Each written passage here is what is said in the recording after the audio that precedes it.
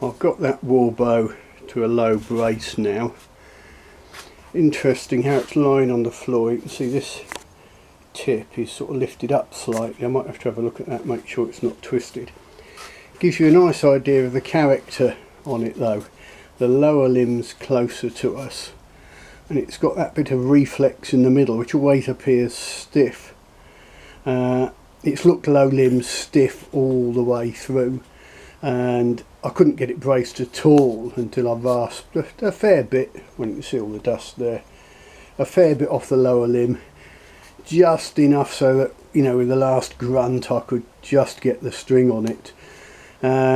There's one guy on Facebook and the like who hates the term Warbow. I can sort of see why, but it's just a handy shorthand for saying it's a heavy bow. This is going to be £130. If I just said it was an English longbow, people wouldn't appreciate the problems and what was going on. And if I had to say £130 draw weight English longbow every time, it'd all get a bit irritating. My bowyer's accomplice there is inspecting the workmanship. That'll do for now. I'll show it on the tiller a little bit later on. Here's that odd discoloured patch. I've taken some off that side. I don't know if that's going to completely come out or not. And while I was doing it, it sort of exposed this line. I don't know what that is at all. Doesn't really look like a knot.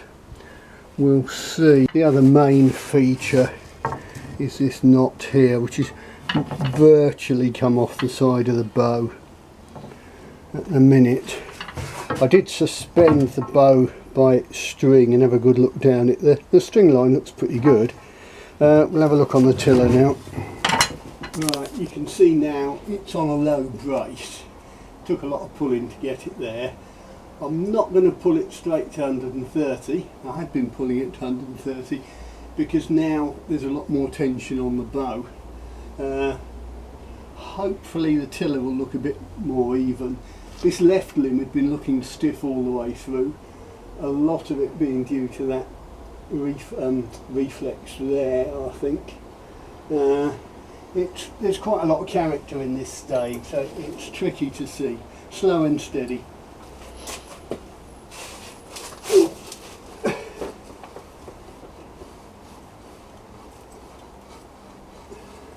Well, it don't look too bad from down here.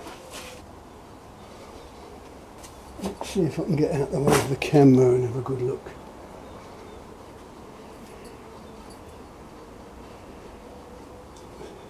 It does look a bit weird, doesn't it? It's the shape of the stave that throws you right. It looks like it's just one giant hinge in the middle and nothing else is bending. But we certainly need to get the mids and outers coming round a bit more. It's hard to see unless you see it dynamically moving. Or is it a tautology? See, when I flex it rapidly, the grip doesn't actually look to be moving as much. It's just the shape of it there. It's this curve here, I think, makes it look like all the bends here, and I don't think that's the case.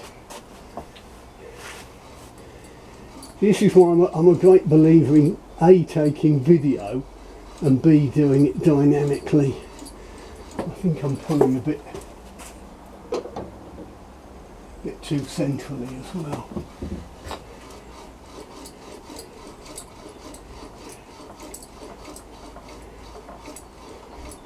Get some exercise.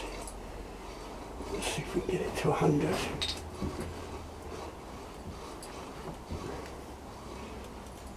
Right, well, there's 100 at 19.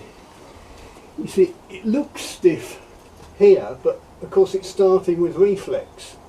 So as the bow's drawn, you expect to see it looking stiff there and weak there, and probably weak here because there's a hint of deflex. I think in reality it's probably stiff there and stiff in the outers. The other trick is to stand here and actually peer down the limb so I can see what's moving. Yeah, now I'm looking at it Yeah, I can see she's certainly moving here. In fact, it's all flexing quite nicely. Probably just the last third. I could probably get horn knocks on it now. Hopefully that gives a bit of an insight into how you look at a stave. Yeah, we're getting there, aren't we?